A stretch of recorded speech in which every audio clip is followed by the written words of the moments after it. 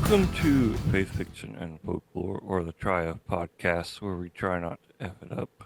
And today, I have Gary with me. How are you? I'm exhausted. That previous episode just about killed me. I'm dying. Yeah, it's been a long night already, huh? I felt it. I aged 10 years. So, This next video we're going to do is an interview with Ruslan Katie, or he's doing the interview. yeah, he's doing the interview, right. Addressing every controversial moment from the House of David series. Yeah, And all right. From what I understand, we're going to do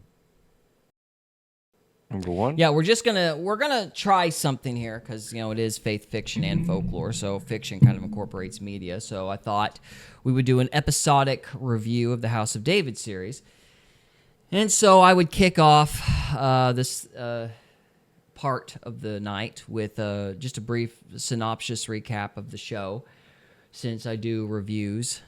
It's part of how I earn bread. At least it's been that way for a while. So I'll do a brief synopsis of the show, and then we'll watch this interview. And there's some interesting points raised that I wanted to bounce off of you and see what your thoughts were. So, because, I'm into entertainment. I write fiction books as well. Hopefully they'll be published eventually. But, understanding storytelling is kind of part of what we do. So I wanted to explore what you think the balance between... How do you balance Christian ethics with storytelling, particularly when people are doing bad things? Those kinds of questions. That's stuff like that. So I wanted to have that conversation. This was a good segue into that conversation. And so we will start off with a brief synopsis of David. And I will begin by saying it's actually good. Yes, it's not garbage. I haven't seen it yet. Yeah. So it's not like the other one. You thinking The Chosen? I think The Chosen's fine. I think it's been getting a bad rap because it's popular. I think there's a group of people, obviously there's things in translation stuff that people aren't going to agree with, but you're not going to agree with 100% of everything. And as long as people aren't going, this is the gospel canon, you're going to have to do some interpretation.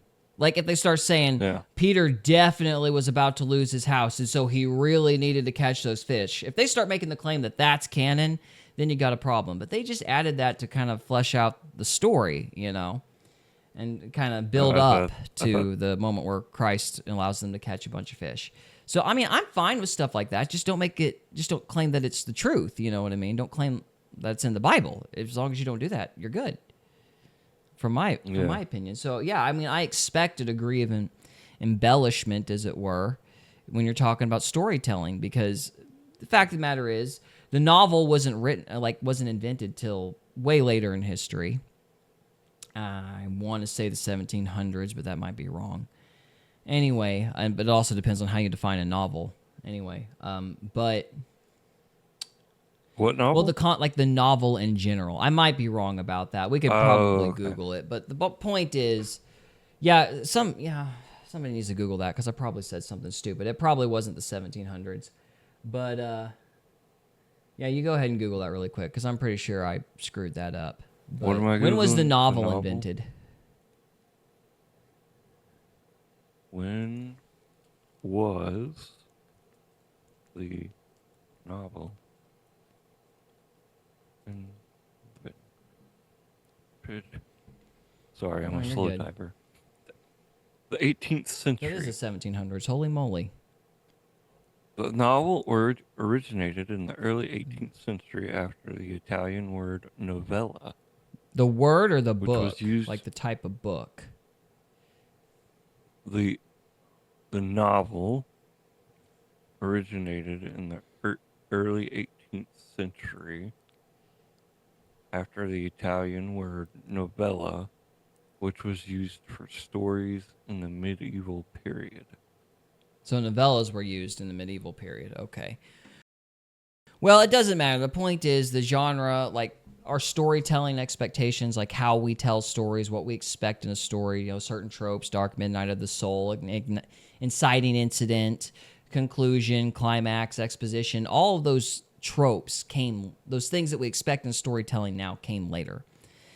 And you're not going to have stuff like that in a world where there's scrolls and you don't, like, paper's actually expensive. So you're going to get stuff that's more straight and to the point back in ancient times because you just don't have enough room. Well, you know, we have more time for leisure and media, and we have papers like actually cheap. So, you know, that changes, it changes the way you tell stories. And so I understand adapting things, just don't claim it's truth. You know what I mean? Yeah. Just like AI. Now you got to fact check AI anymore. Yeah, that's true. Like, AI does get stuff wrong. So I'm not bothered by the extra stuff, personally. Anyway, so the story's actually good. The beginning, I felt was a little lame because, you know, you've got David running towards Goliath in the opening scene, and they explain why they did that in this video of Ruslan. But their justification, basically, David's running at Goliath, and this is probably there's two really big things that people got ticked off about that were controversial. And one of them, I think, is more significant than the other from a theology standpoint. The first one is, as David is charging towards Goliath, he gets nicked with a spear. And he falls down, you know. And what they were doing was they were serving as like a cliffhanger. And they said they were doing that for two reasons. Number one, they were doing that to anchor the audience in the kind of story that was being told, because not everybody's familiar with the whole story of David, but, you know, they are familiar with David and Goliath. Pretty much everybody knows about that. So they wanted that familiar scene so everybody knew who we were talking about and all of that. The other reason, and I'm fine with that, that made sense. The other reason they said they were doing that was to kind of create tension, to have that cliffhanger in the beginning. And I kind of disagreed with the choice to do that because everybody knows the story of David and Goliath, so they know David is not going to be killed by Goliath. So there's no tension with having him getting nicked with a spear. Like, people know he's going to get up, and it's just annoying because you got to, I was like, oh, great, now I got to wait 5 episodes to see him get up. Fantastic. And that deflates the tension in storytelling, because now it makes it seem like everything else that happens afterwards is kind of like waiting. I write about this constantly. You've got to create stakes and tension in stories, and people will, like, for example, I just got done, or I'm in the middle of, I should say, writing a review series on Terminator Genisys, which is an absolutely garbage movie that you shouldn't see under any circumstances, by the way. So that's the synopsis of all, like, 7 of my reviews, or however many there's going to be. But anyway, so the big screw-up, or one of the big screw-ups in Terminator Genisys is basically they have a robot attack John Connor, who's like humanity's future warrior or whatever. And that's not supposed to happen based on the events in the first movie. So this unexpected thing that hasn't happened in any of the other movies all of a sudden happens. And this happens right as Kyle Reese is being sent back in time, and he gets a whole bunch of new visions and memories and stuff as a result of this unexpected robot attack on John Connor. Now, that's fine, but the audience isn't supposed to know how much has changed. And so that's where the tension is. Like, we don't know what all's happened yet. And that would have been fine if they had kept with Kyle's point of view. Because then when stuff starts to change from the original movie, because the movie does actually do a good job, like, doing a shot-by-shot recreation of the 1984 film, the first Terminator. So you're seeing some of the same scenes, but with slight variations. And if they'd kept it from Kyle's point of view, it would have been very tense because you didn't know what was going on. Like, at a certain point, one of the robots from a later film shows up unexpectedly. It'd be the T-1000. And it's supposed to create this sense of confusion. You know, so the audience is supposed to be just as confused and tense as Kyle is, because Kyle doesn't know what's going on, right? And the tension comes from that ambiguity. Does that make sense? Like, you don't know what's going to happen next, right? Yeah, I have no clue what's going to happen next. So you're supposed to be tense because you're wondering what's happening next, but then they screw up. They switch from Kyle's point of view, and they go immediately to Sarah Connor's point of view. Now, from the first Terminator, Sarah Connor's a waitress. She doesn't have any skills, but this lowly, unassuming waitress is supposed to be the mother of the hero of humanity, right? Well, now Sarah Connor's this gun-toting tough chick, and she kills the first Terminator from the first movie. You've just deadened the tension, right? Because you've already exposed multiple things. You've exposed the fact Well, that the main bogey from the first film, the original Terminator, is dead. So your main anticipated bad guy is gone. So there's no more yeah. tension there.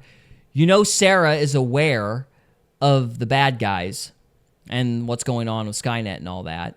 So Kyle Reese can no longer save Sarah Connor. So his story arc is gone. So there's nothing to care about there. Kyle's just kind of running around doing nothing. Number 3, since Well, Sarah's aware of the situation, you know that Sarah is going to have to go save Kyle at some point since Kyle's now the one who doesn't know what's going on. So you've pretty much told everybody the next 10, 20 minutes of the film just by establishing her too soon at the beginning of the movie. Does that make sense? yeah. Well, and wasn't this back when everyone was kind of scared of that actually happening? Oh, 1984? I have no idea. Yeah. I mean, they probably, Oh, like, computers were new, so I'm sure there was, like, this, like, they anticipation were about all what could happen, yeah. terrified. I'm not too Yeah. impressed with AI, so I'm not super worried about it. But, Well, I mean, my theory is they probably thought they weren't gonna go anywhere with the movie, yeah. so they made it. They just killed him off, the bad guy off to begin with, without thinking, oh, we're gonna make five more Yeah. of these. Yeah. Anyway, so it's kind of the similar situation. Like you already know David is going to kill Goliath. Like Yeah. so starting with that scene is not going to create any tension because your purpose for starting that scene is to ground them and tell them what's going on, what the story is. Well, if you hit David with a spear and have him fall to the ground and it looks like he's dead, well, the audience instantly knows he's not dead. They already know what's going to happen, so there's no tension. You know what I mean? So, like, in the same way, Genesis is boring because now you know the next 20 minutes of the film. You risk making the Yeah. rest of the series boring. Oh, what'd I click on? Crud. Sorry, hang on. Yeah, you risk making the rest of the series boring because now we've got to wait for David to get up and fight Goliath. And it's all in Yeah, slow and it makes motion. everything else. Yeah, it makes every. So it massively deflates the tension, and people are just not going to be as interested. So they really messed up in that opening scene. That's the first major problem. The next major problem is they actually made David a bastard, which is to say, which is to say Jesse slept with somebody else and was hiding David in the mountains. Which is just going to tick people off. That's just confusing. yeah, like there's no mention of that in scripture, and it doesn't say very much for Jesse. And it also kind of calls into question, like, because, in the Jewish culture, genealogy is a big deal. And, David is from a specific line, Christ's genealogy doesn't just lead up to David. It leads to Rahab. It leads to, the figures in Genesis and Lot and everything else. I don't know if that it doesn't lead to Lot, it leads to Abraham. But anyway, bottom line is that, What? Yeah. yeah, it's Abraham. It's not Lot. You sure? Because wouldn't that lineage from one of the girls? No. After No, I don't Sodom think and any of Gomorrah? those people from Lot's line are considered Jewish. It's just the line of Abraham. Oh, So anyway, no, it's all right. Sorry. So calling that genealogy into question is going to irk some people who are aware of the genealogy. So yeah, some people are going to be annoyed and kind of mad about that. So they did it for drama, but yeah, Hollywood drama type stuff. Hollywood being Hollywood. But yeah, I wasn't too thrilled with that. I wasn't too thrilled with those decisions. I mean, they didn't like just make me so mad that I was like indignant or whatever. But you kind of roll your eyes a little bit when you see it. And I'll just add to this. A lot of people don't understand that David used a sling, not a slingshot, a sling. Because,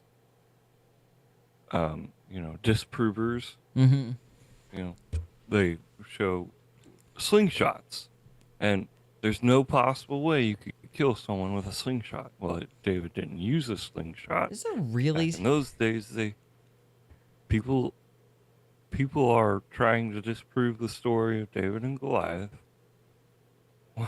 Bad intro's on. Why aren't you all in bed? Church in the morning. Still plan on going to church. I'm just gonna get 4 hours of sleep. So And I usually listen to church online. we're looking for a church right now. So we're gonna go down to Rogers and kind of try to find one. But anyway, That'll be good. so But yeah, people are confused because they're thinking slingshot. And so teachers are having to be like, no, they use the sling. You can totally kill someone with a slingshot. I watched a video, it was quite a while back, but it was a debunker, and he was talking about debunking David killing Goliath with a sling, and they used the slingshot, and it's like, no, he used the sling. yeah, But like that's like anyways. ancient World 101. I thought like the poorest warriors used slings. Did nobody play Age of Empires? Like maybe Age of Empires was historically inaccurate. I don't know. I doubt it. Like the weakest guy you could get was the sling guy. You got the sling guy before you got the arrow guy. Anyway, Right. anyway, yeah, that he would use a sling because they like he had to kill lions and bears and stuff. You need something to break through that skull. So yeah, like that. Yes, I've always understood it to be a sling. I didn't know people thought it was a slingshot.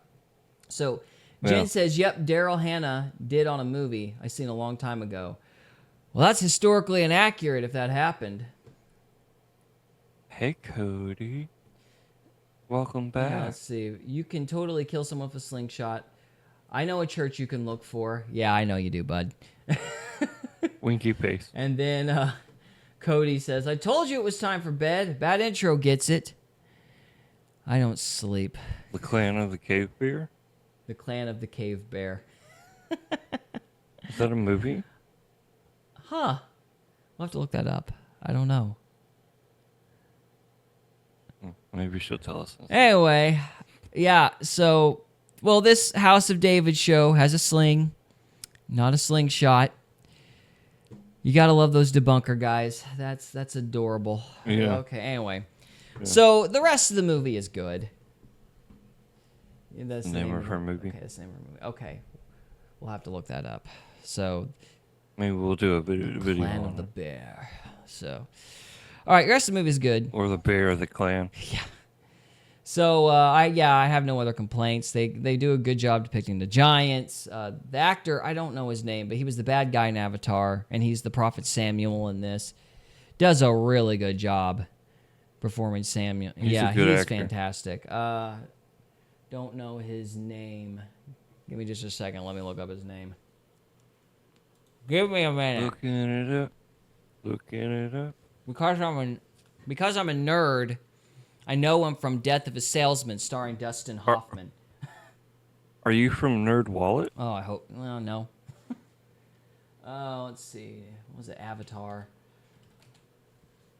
Avatar, actor's name? Avatar. Stephen Lang. Stephen Lang plays I don't wanna Samuel. see and how he does they a make- fantastic job. Stephen Lane. Oh wait. Jen said, LOL, wait till you see how they make. Oh dear. Oh dear. We're not about mating, we're a PG. Am I gonna have to put explicit content warning on the podcast? So. Yep, now she's talking about mating, yep. And a baseball bat smoker. That is true. I'm still smoking the baseball bat. Oh boy, here we go. All right, so that's pretty much it. I don't want to go too deep into it because we're going to go through the Russell and KD interview. She's like, "Hey, it's part Let's of it." do I it. was like, "Well, yeah." Is this like one of those horrible B movies, like from the early 50s and 60s, where they had like gratuitous nudity and such to like prop up sales? What is this called? Clan of the Bear. I got to look it up now. Clan. No, I would figure it's just bears mating. Clan of the Bear. Clan of the Bear. She learned how to 1986. use David's slingshot, and it was forbidden for her. Let's see. Oh. Interesting. So we got I think I've seen a review on this before. Maybe it was We might have Nostalgia to Critic. review I it. don't know. Somebody did a review of this. Yeah, I remember seeing this before. Many a year ago. Let me pull up the screen here. Don't see anything too suggestive. Was that a white wolf? I don't know. That's some pretty cool face makeup, though. Let's Your cool face makeup. Clan of the Cave Bears. So it's cavemen, looks like. Oh, okay. Boy, that's special. Many years ago. All right. Bad intro says not staying, gotta get some sleep, you heathen Scott. Go to church. Go to We'll go to church. church, sir. You have a good night, Bad Intro. already at Thanks for church. stopping by. We appreciate it. Thank you. Good for night, being- sir. Rest well. All right, so that's Clan of the Cave Bears. Since I've already pulled that up, let me pull up House of David just so everybody sees the poster. The poster Yeah. clip. Or the clip Yes, poster. Yes. There we are. House of David. It's on Amazon Prime for free. Her parents were killed and some tribe founder. Parents were killed and some tribe founder. Gotcha. I was about to ask, what's a pay ring? Yeah, Parents. I gotcha. Okay, so there's that. All right, now I've got to find my old thumbnail. So there are some scenes in there I really like. I really liked that they addressed the tribe. Going back to the episode prior, they actually showed the tribes as being that Israel's fighting as being more cannibalistic because these people were like psychotically evil. Very. And everybody. Yeah. They would eat their own kids. I don't know if they'd eat their own kids, but they would burn their kids, to Moloch and all this. Yeah. And that's why I get so annoyed at those debunker atheists. Like, they genocided the Amalekites. Like, do you know anything about these people? They were awful. Like, there is a time and place when, like, societies need to be wiped out. And when you're roasting your children alive, it's probably time for your culture to go. So. Oh, but we should feel sorry for them because they were smitten by God, Well, I don't. I consider the smiting entirely appropriate. But anyway, so Smitten, smite. so with all that said, I'll go into more detail in episode 2, but just episode 1's great. Samuel actually hacks a guy to death with a sword, which they bring up in here, like chops the king of this tribe up into pieces. Samuel, yeah, he takes a sword and cuts a dude. Like the prophet Samuel. And it's in the Bible. That's actually what happens. So I was very happy they showed that, which is the segue into this review because they make that comment about sometimes showing violence is appropriate. And people complain about it. I kind of wonder, I'm like, have you read the Bible? It's pretty violent. Just saying. But anyway. Right. And it's very sexual. Mm-hmm. So, here's Russell. But people don't like talking about that. Yep. So let's see. This is Russell and KD, and I'm starting when he starts talking about the actual episode itself. That's really encouraging to hear. Okay, so episode 1. Yeah. Opening scene. You're seeing. It was very much. How do you know when it's time to end a relationship or when Episode to really 1. fight for it to You're see if there's seeing something ads. there? When that I don't think relationship there's a- keeps like showing that, me and I ads. literally was like, I think you could. I came in the front door. They're paying me to be here. We're doing it. I think you can speak up about it, and that Okay, has who's just been who? happening over the last 5 years in a way that's pretty fundamental. Who's who? I don't remember the name of the creator of the House of David. So one's the creator and Dallas who's the other one? Jenkins, who's created The Chosen. Okay, so one's the creator of this one, the Yes, I'll point House each of guy David. out. It says they're. Okay. I thought their names would be in the title, but their names get said. That's really encouraging to hear. Okay, so episode 1. Yeah. Opening scene. You're seeing the development of David, Yeah. and specifically the David and Goliath scene. Yeah. And I think Creator of House of David, anyone who's Dallas watching Jenkins. it is like, wow, this is amazingly done. Okay. Whoever you guys casted, I don't remember the gentleman's name, the gentleman that plays Goliath. Martin's amazing. Oh my goodness. Martin. Yeah, Martin Ford. He's in the bodybuilder. He's in the Mortal Kombat films. Wonderful guy. Not Incredible. actually 10 feet tall. I Not- was wondering how you guys did that, He's but I 6'8", yeah. there's He's some big. special effects. So, something that has a lot of people, I guess, concerned Yeah. or they're talking is opening scene. David is running towards Goliath. Goliath, I think, throws a spear Yeah. at him, and it actually makes contact. Yeah. It hits him, and then David falls down. Now Yeah. I'm watching this, and I'm going, "Oh, is this like an alternate version of the story? Had David lost?" Yeah. Right? And you guys kind of creating that tension. Or are they saying that David is possible within the realm of the See, story? I that disagree David, with that. I don't think it created any tension at all. I'm like, he's obviously going Yeah. to get up, guys. It's not a cliffhanger. Why are you even wasting my time with this? Like, Well, for people who've never heard the story before, it's definitely a cliffhanger. yeah, if you've never heard the story, but I mean, I would say people who haven't heard of David and Goliath are in the minority, you know, comfortably. And they're probably not even gonna watch. Yeah, it in the first yeah, exactly. Exactly. So I don't see what tension there could have possibly been. And I doubt this would have been a what if scenario without the House of David if the show was titled The House of David. Like, I'm just saying, like, I don't see a what if scenario coming about, like, what if David had died? It's like, why would anybody watch that? Like, if David dies in the first episode, you don't have a show. So Right. I don't know why you would think that's a possibility, but okay. could have actually taken some damage prior to hitting Goliath. It's a great, yeah. And by the way, all this stuff is so, because I feel like what we do is like a love letter to the source material, and the whole conversation. I remember as soon as the trailer came out, and there was like reaction videos, and there was like thousands of comments, and I literally called Dallas. Well, people saying like, "Is this going to be accurate?" And I'm like, what saw have I something gotten on- myself into? And he's like, now you know what I've been dealing with. I'm like, I mean, oh. because there's like the movie about yeah. Noah that wasn't Yeah, the yeah, most accurate. yeah. So there's some It's apprehension. legitimate. Yeah. Yeah, So so I with do need that- to add some context to that. You remember the movie Noah that came out? With Russell Crowe. That apparently that I never saw it, but apparently it was like very. Well, what Glenn Beck had a fantastic term for it. He said the movie turned into the Babylonian Chainsaw Massacre because Noah gets like cabin fever on the ark at some point. Basically, if you're not biblical at all and you take it with an open mind, it's a great movie. They did a very good job on it. But if you want to get into the biblical theology of it, it's a terrible movie. So it's kind of like the show Supernatural, Yeah. which is my favorite show.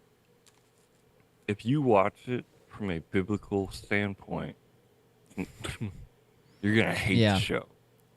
Just straight up honest. But if you watch it with an open mind, it's just a show. It's really good. Yeah. So, just depends on how you take it. I remember the movie Exodus of Gods and Kings, and they kind of subtly implied that Moses was insane. I didn't appreciate that. So I understand why people might be a Moses- little apprehensive. Moses was. No, he insane. wasn't.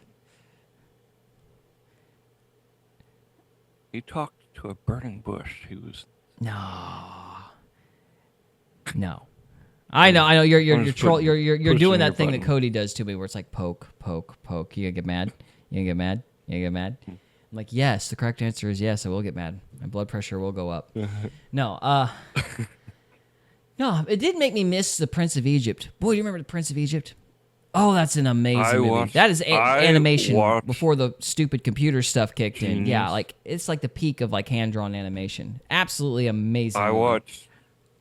I watched my VHS version of that until the VHS tape stuff started like Yeah. falling apart. Yeah, that was So, a yes, wonderful it was movie. one of my favorites. But anyway, and I mean, I hope that this stuff kind of continues because, like, whether there's added scenes or not, like, the biblical mythology needs to stay a part of the culture. And if that means, you know, it has to Yeah. adapt to the medium to a certain extent, I mean, okay, like Paradise Lost, for example, makes a lot of inferences that aren't strictly speaking in the scripture. Nobody gets mad at Paradise Lost. So I think people need to relax a little bit. But Anyway. Cody put a smiley face emoji. A little halo, that Into smiley it. face of a halo. You Halo. lie, sir. You lie.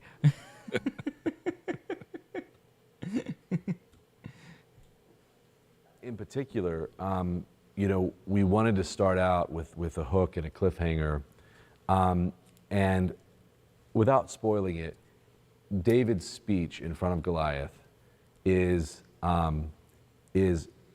incredible, and we deliver it word for word in the episode and Michael is amazing with it. Michael, the Question. actor That plays David. Question. But Yeah. not in But, episode but one. not in episode 1. We wanted to hold it, and so David gave a speech to Mm-hmm. Goliath. Yeah. You want to read it? I'm just trying to remember what it was.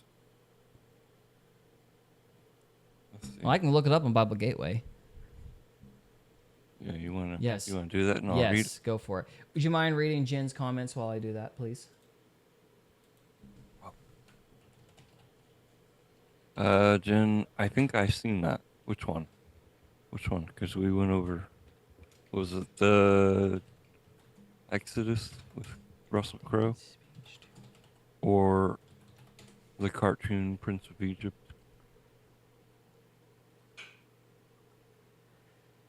Okay. Um, You want the NIV or the King James? It don't matter. It's a very long speech. Let me try to find it really quick. Huh.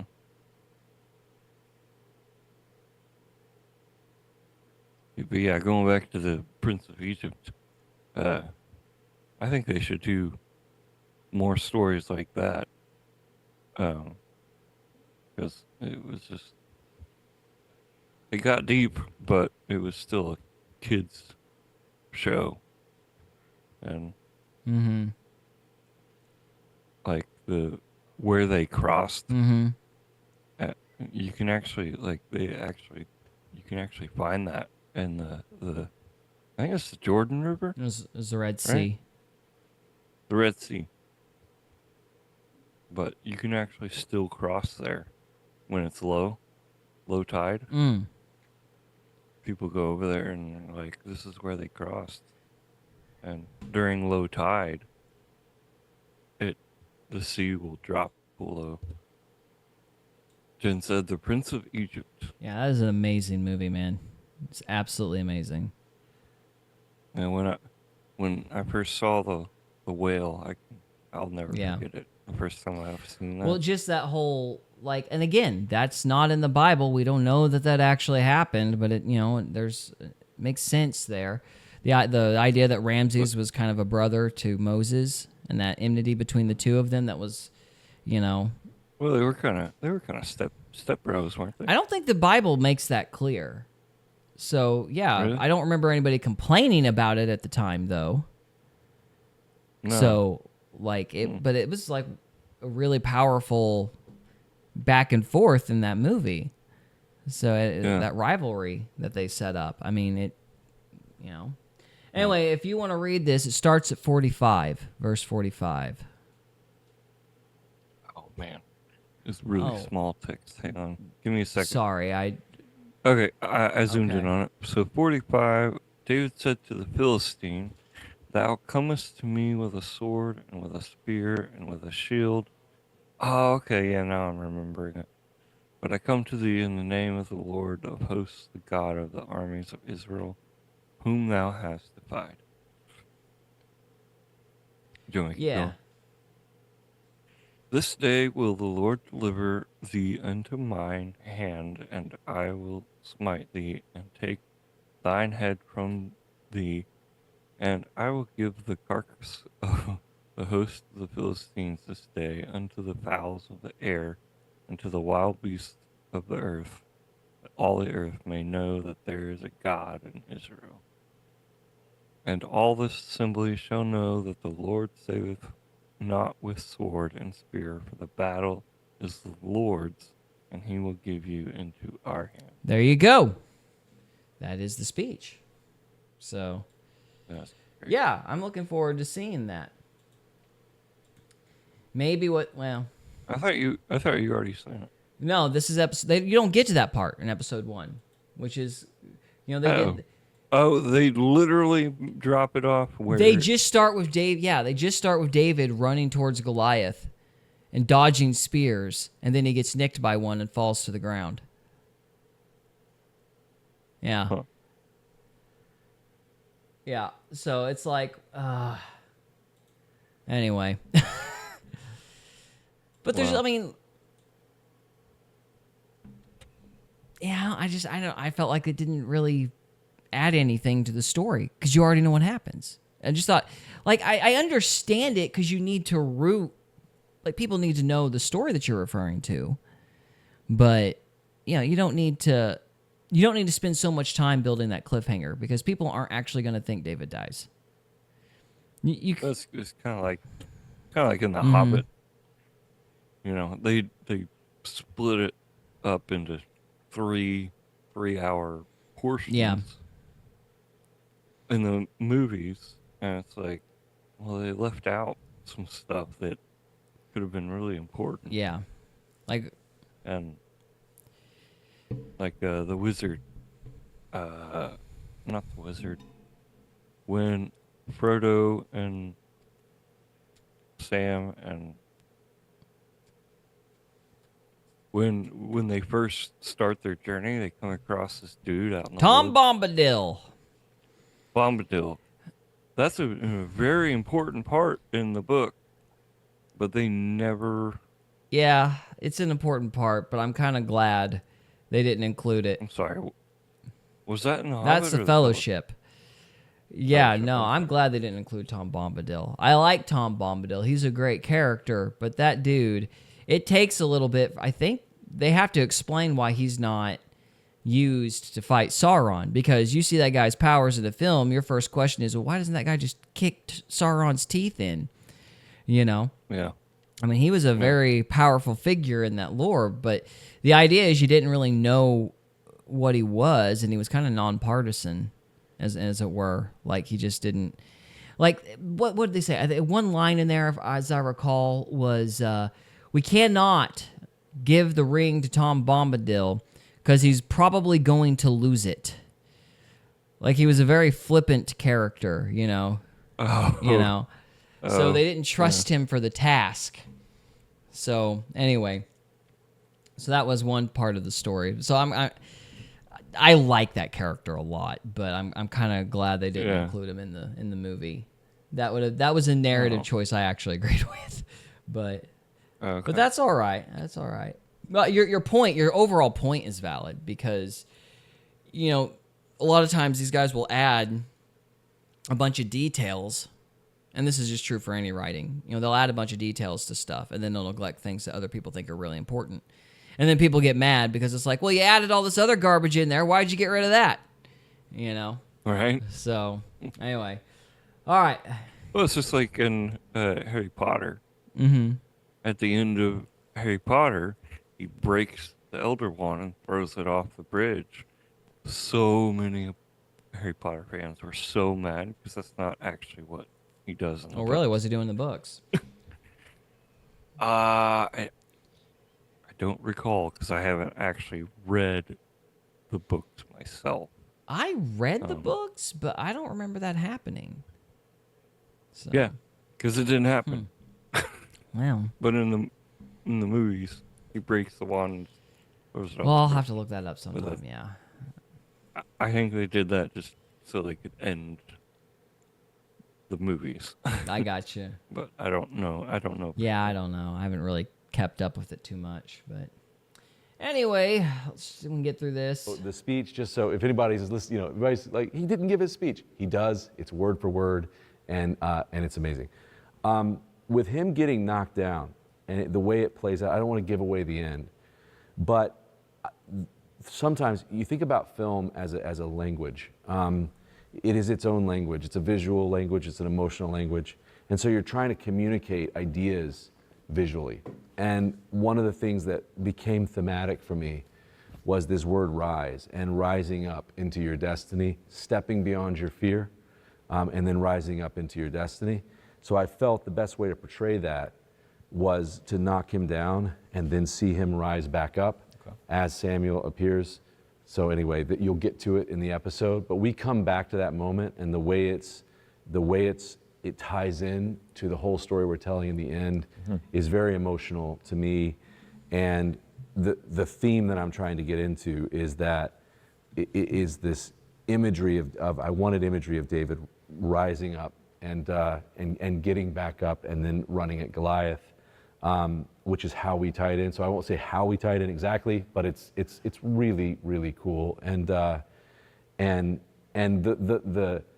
the method of the pilot is for you to say, wait, that's not how it happened. Like, what happened? And that intrigue is what we want, because we want to start that conversation. And then when we come back to the moment, Yeah, but the problem is people are going, that's really a stretch, though. Am I going to be able to trust this series, or is it going to make me mad somewhere else?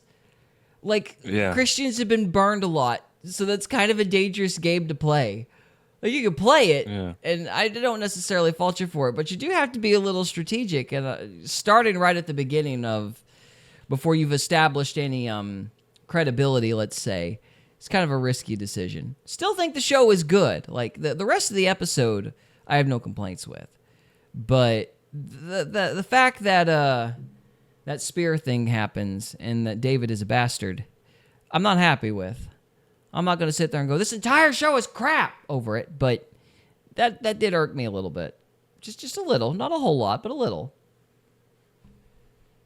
Making him out to be an inglorious bad word. Well, it just kind of insulted Jesse.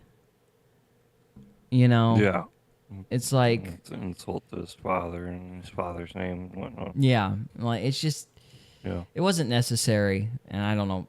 They just wanted it to add drama to kind of build Jesse up, or build David up, but you tear Jesse down in the process, which is... You know, and that raised... Yeah, it's just kind of an irritant. So... Makes you go, Urgh. Yeah, you just go, ugh. Yeah, so, anyway. I feel it really delivers. Well, It's the very question cool. is, so it's true that David getting hit by a spear is not in the Bible, but is it contrary to biblical truth? Is this a theological issue that's going to cause people to believe something wrong about God? It's not directly from Scripture, but it's not unscriptural. It's not like he's saying something that we need to be warned against, or it's false teaching. It's not, and it's also not impossible that it's true. Like, it could have happened. Yeah. Yeah, You know, I mean, but The Bible doesn't say he ran towards Goliath and did not get nicked by anything. Yeah. Now, it doesn't say Goliath that he had did, weapons. but it's not impossible. yeah. So okay, I'll add to having that. said that, Huh? I'll add to that for context. David was going up against a Philistine. The Philistines were not honorable at all. And it sounds like something they would have done instead of, back then they loved watching one-on-ones, kind of like the Wild West. The Philistines were not honorable at all. They would have probably tried to nick David a couple times out of mocking him. He's a kid coming up against this big dude. Yeah, I wouldn't go... Hey, let's toss a couple spears at this kid, see if we can hit him. No, I mean... Sounds like something the Philistines would do. Yeah. My complaint with it's more narrative. It's not biblical. It's like, you guys, you defeated your own purpose. You robbed that scene of some of its tension. And people are going to be annoyed because then I have to wait for 5 episodes to get to that point. Like, people don't go, oh boy, I can't wait for episode 5. They're going to go, ugh, I got to wait for episode 5 before I can figure out what actually, like, the stuff that actually matters that I don't know about. It's like, oh, I've got to wait, like... You mean to tell me David is going to have to be like a shepherd boy for like 5 episodes? It's people aren't going to be looking forward to that. Well, I mean, personally, I would actually like a longer version of getting to know David before he got into it, okay. Well, there you go. I would be annoyed. I was annoyed. I was like, oh no, we're gonna drag it out. Just have like 2 episodes, no more than 3. 2 episodes. Oh yeah. And like the way I would have done it is I would have showed him running towards Goliath. And I just had that scene. You just saved yourself 2 minutes of screen time, and it would establish what you needed to establish. And it's like, okay, here's this big dramatic moment that you allude to, but you don't show. And so you're still kind of Did they- teasing it. But it's a scenario where less is more.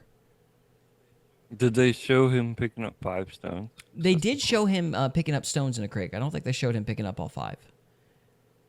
But he was at a creek at one point picking up stones. So yeah, I mean, I would have done that.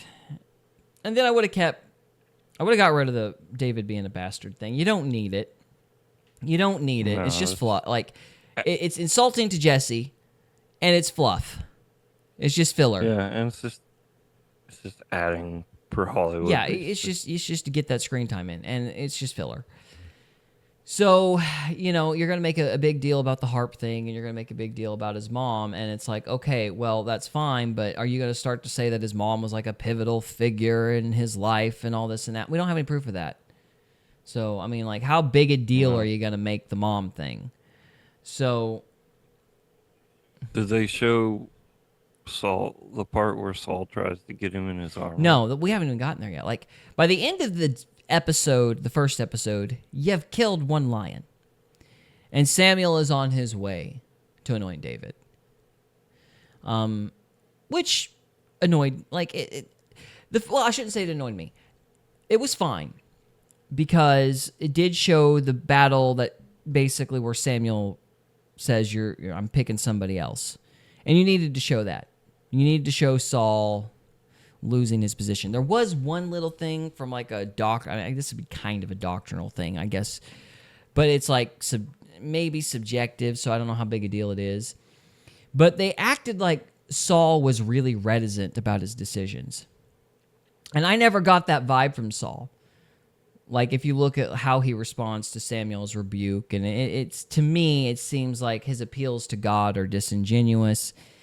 And he's mainly concerned about appeasing the people and like solidifying his glory. I never felt, because Saul does that throughout the story. He'll sit there and go, "Oh, I know you're a servant of God. Come down, David."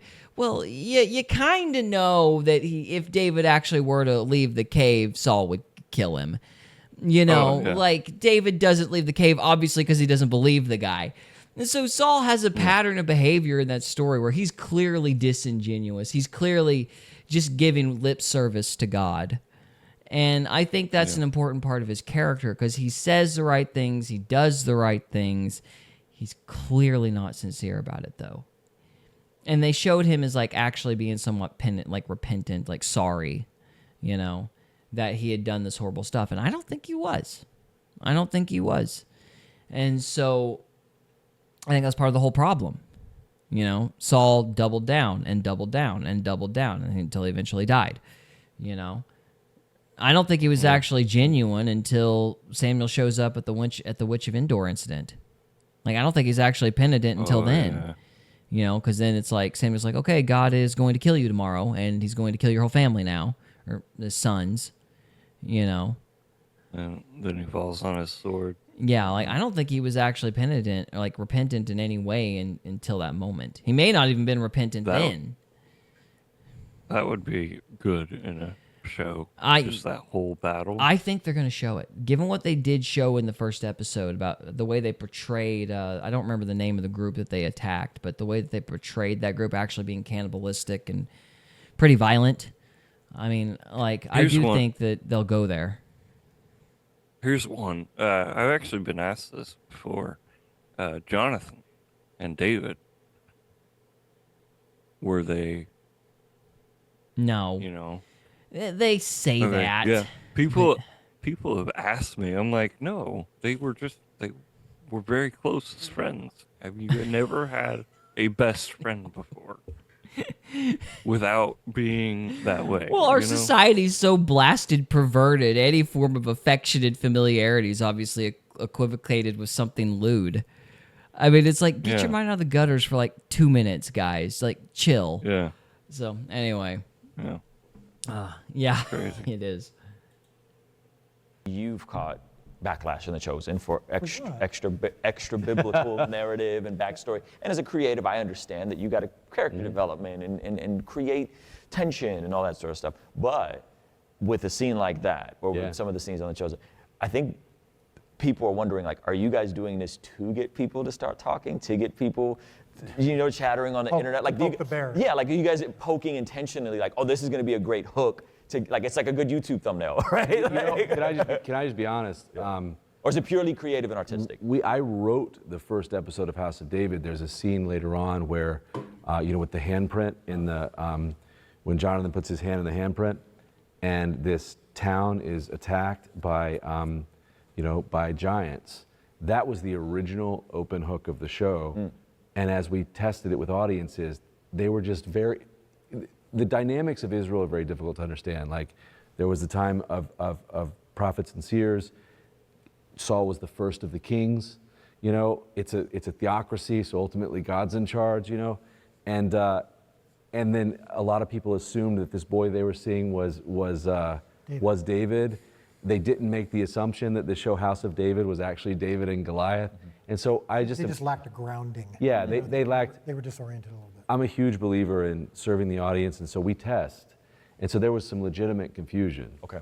And so then the answer to that was actually moving the David and Goliath moment from another episode and putting an open hook. And when we did that, it just like all the puzzle pieces fell into place. Okay. The audience needed to feel oriented and they needed to understand the world. So, no, we didn't. You're not trolling. Not trolling at all, but I haven't thought of that. Maybe we should, do you troll? I've never thought of that. I am the law. I'm not as good with the... Yeah, the Law of Moses stuff.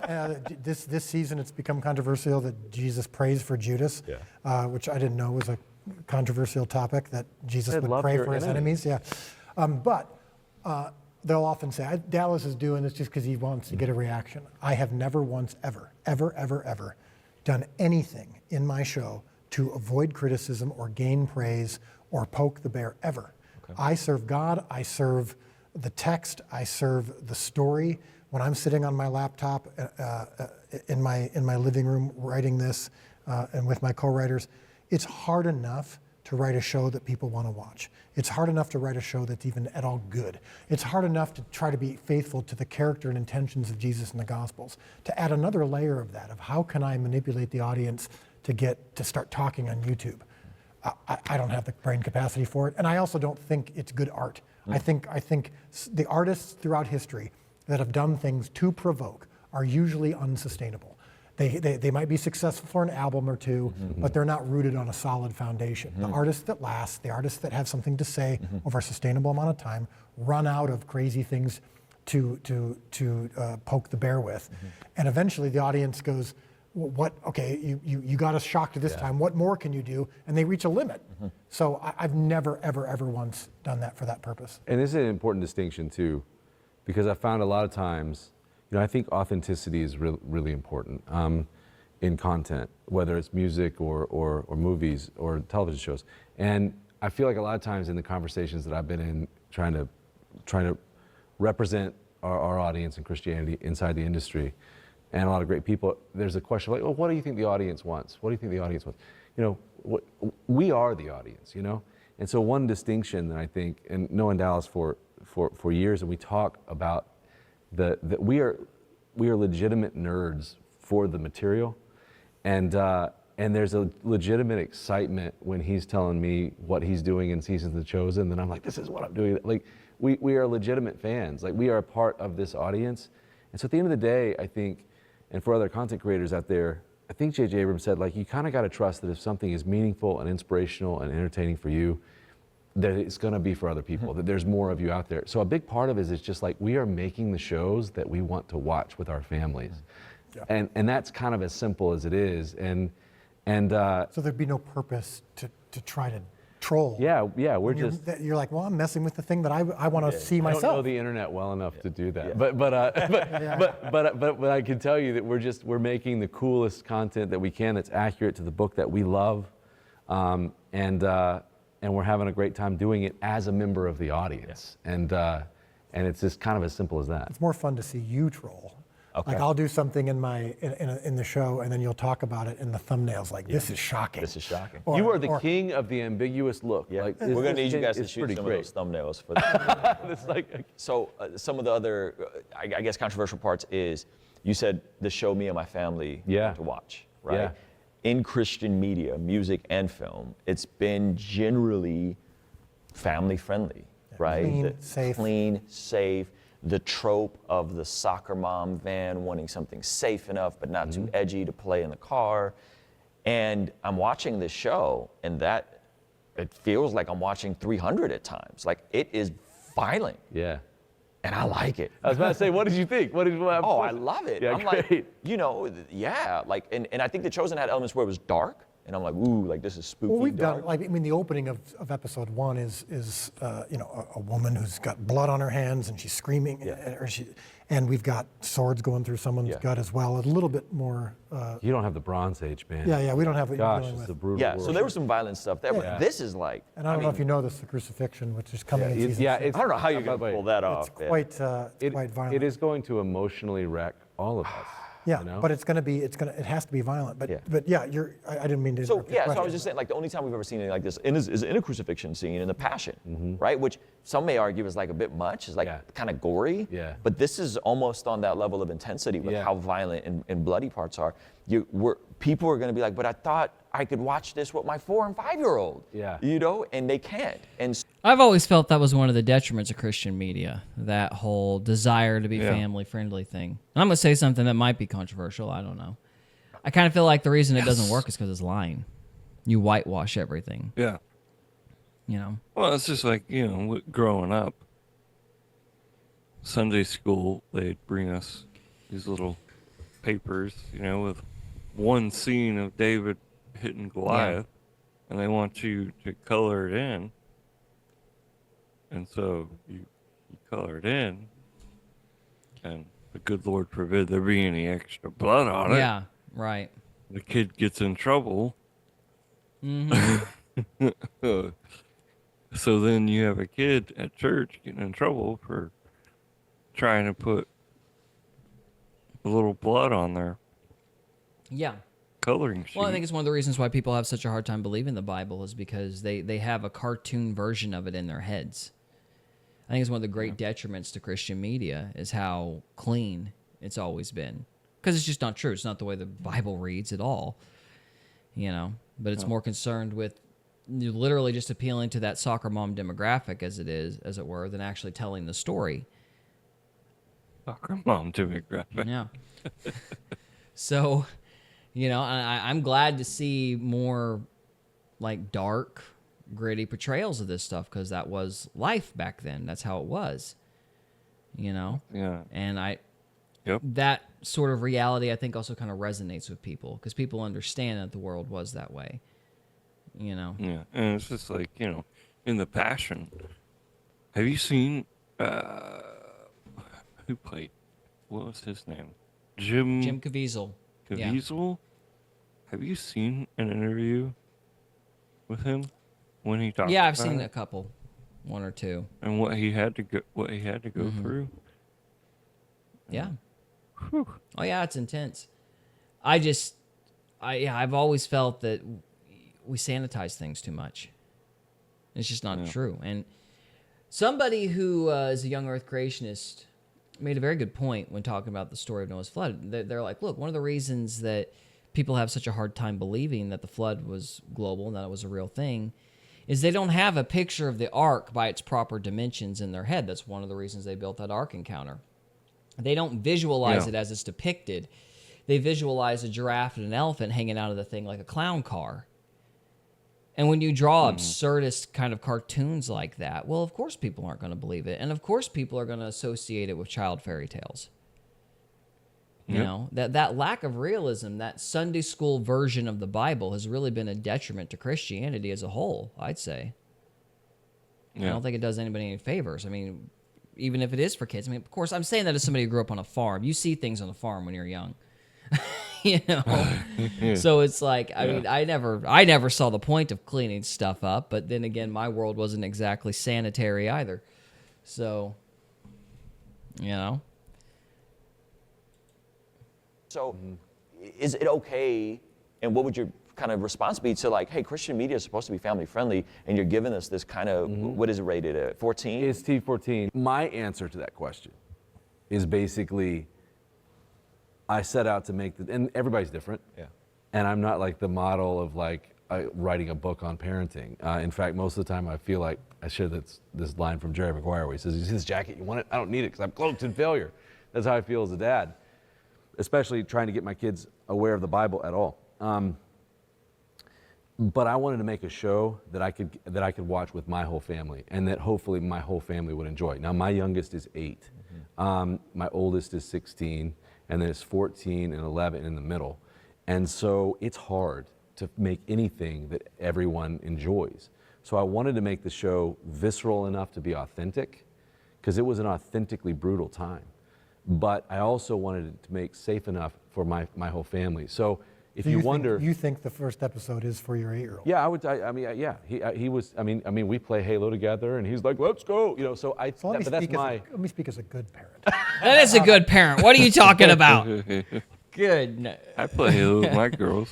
Yeah, I think kids can handle more than people let on. I think, we're always complaining about, these young kids, these young whippersnackers, they don't get it. They're just not with the times. Well, maybe because your mother hit them.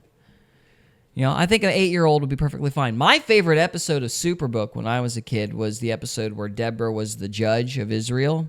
I don't know if you remember that. I had 2 favorites. I had... Superbook? Yeah, it was an old anime from the 80s, I think. And the... Anime. Yeah. I don't know if I'd call it an anime. It was the style of the drawing. It was an anime style of drawing. But anyway, yeah. Really? Yeah, I think it was Yeah. made in Japan, I think. Yeah, Anyway, right. so I had 2 favorite episodes. My favorites were not Nimrod. Naham. I think it's Naham is his name. The good left arm. And he stabs that guy, and, the dude's so fat, the dagger sticks into his bulbous gut, sinks into his gut. And then the guards don't come in because they thought he went to the bathroom because he smelled so bad when he died. Because he excreted his bowels when he died, apparently. So, yeah.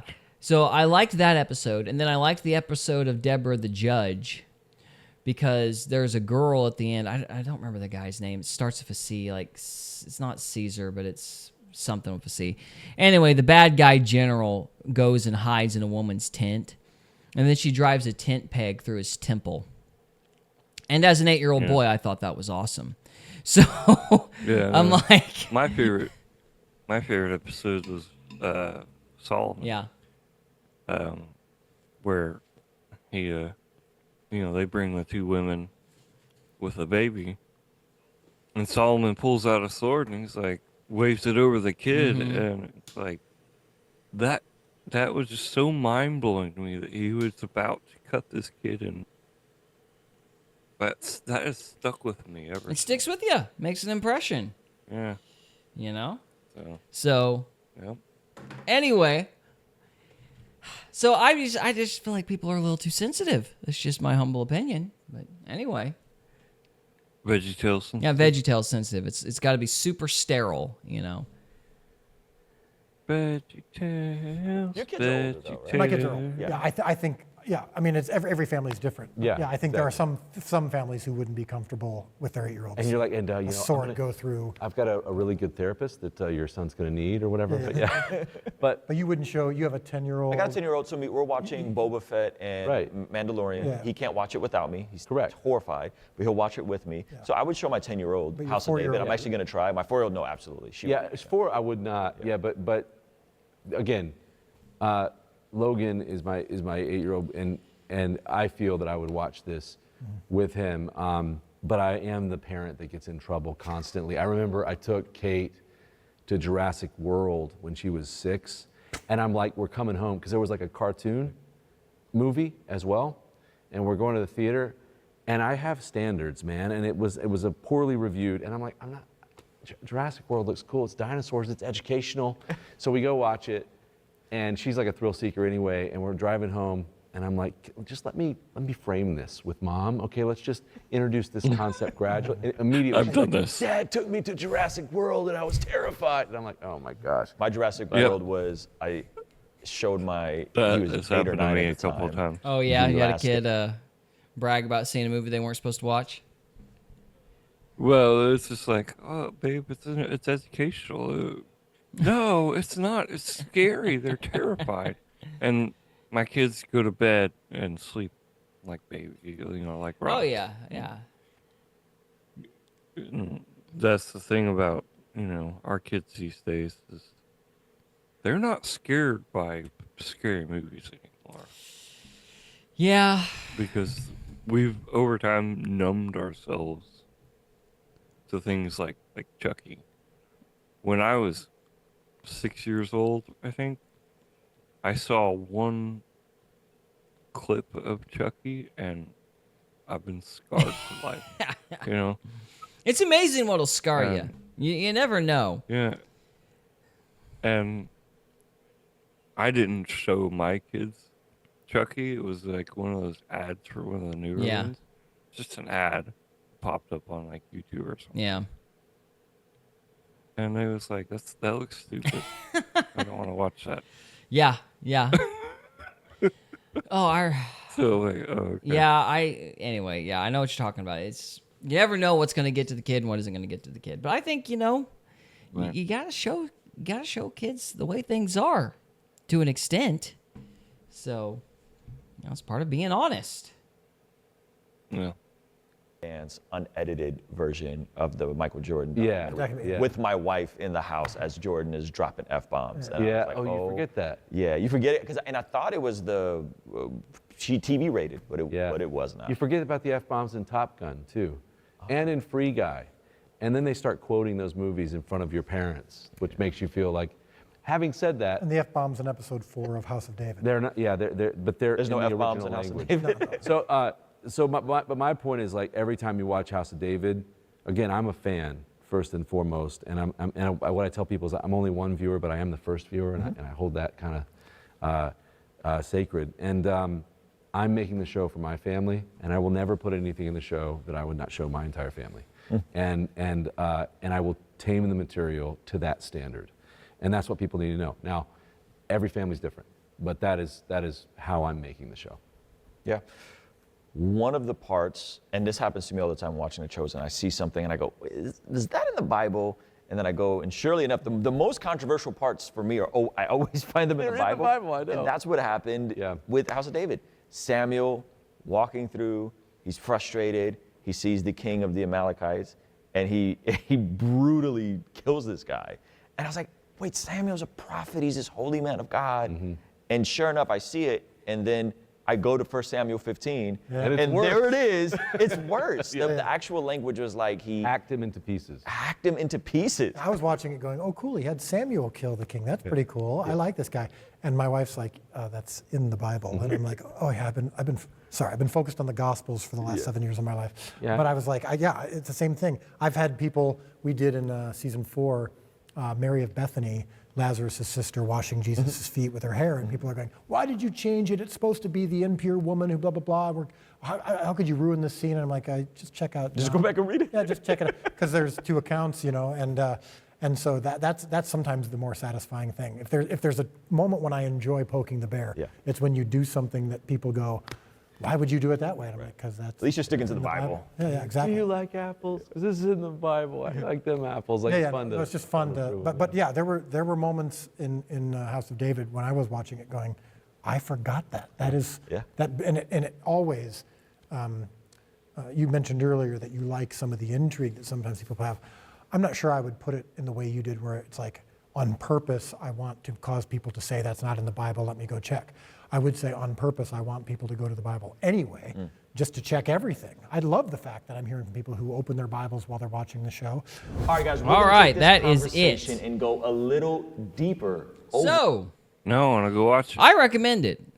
There's a couple things that I have issues with, but I recommend it. And we're going to try to do an episodic review each week for a while, see how people respond to that. If they are interested, they'll return, and if they aren't, they won't. But, final thoughts. I kind of thought that if we showed more stuff that was actually in the Bible, if we actually expressed more of the gritty details, maybe we'd realize the Bible's realistic and there'd be a more masculine understanding of manhood even. But I also think Yeah. that censorship, that's not Christianity. That's more influence of the culture than anything. That's not, that's not, Christianity doesn't tell you to be all sweet and saline and, sterile, and Yeah. whitewash things, I guess. So, yeah. Well, Trevor, that is all I've got, sir. Do you have any final Whitewash. thoughts? I'm gonna go see if I can get, what did you say, Amazon Amazon Prime? Prime, yep. And it's free. Well, the show is free on Amazon Prime. Amazon Prime itself is not free. I don't know what it's up to now. So, but well, as long as you have Amazon Prime, you can watch correct. it. You don't have to That's rent correct. it. 'Cause that's what I can't stand is I'm already paying a subscription, and then Amazon Prime is like, oh, you gotta rent it. Or And then you buy get it. to watch commercials after you've rented it and bought Amazon Prime, which is just awesome. But anyway, That's it is irritating, and they went to court over it. I hope they lose that court case. Anyhow, so Well, I hope they stop with the turning ads up. like when they jump the volume Like up, the oh volume. my gosh, that's so painful sometimes. 'Cause it'll jump scare you if you're trying to take a nap. Yeah. And you're listening to Markiplier Yeah. nonchalantly play a game, and you got to turn down to Markiplier's voice. Yeah. And then all of a sudden, it's this really loud ad over your car insurance. Dude, I'm right there with you. I hate how they turn ads up. I hate it. Drives me insane. It's like, guys, I understand that you need to make money, and I understand that you need to sell stuff, but if I'm mad at you, I'm not going to buy your product. So how about you stop antagonizing me? That would be great. So, anyway. Well, Mr. Trevor, I think that's all we have, unless you've got something else to say. I'm going to go watch it. Sounds good, man. And we'll do a review of episode 2 next week. So, Maybe. well, I'm going to. I don't know. That's the plan, I don't plan. know if we'll have it's not going to be an hour and a half or however long it's been, but we are going to do a review of it. So, Ooh, we might give our testimony. right. Yeah. The plan is to give our testimonies first part of the episode. We'll have a couple topics, and then we'll probably end with the review of episode 2 of House of David. That's the plan. So, all right. With all that said, guys, thank you so much for watching, and we'll see you next time. Thank you. See ya. Good night, everybody. Or morning. We hope you enjoyed this episode of Faith, Fiction, and Folklore. If you did, we would love it if you would subscribe to us on YouTube or follow us on Rumble. We can also be found on X, Instagram, and Facebook. And we are available on Spotify, Apple Podcasts, Amazon Music, and iHeartRadio. Thank you again very much for listening, and we'll see you next time.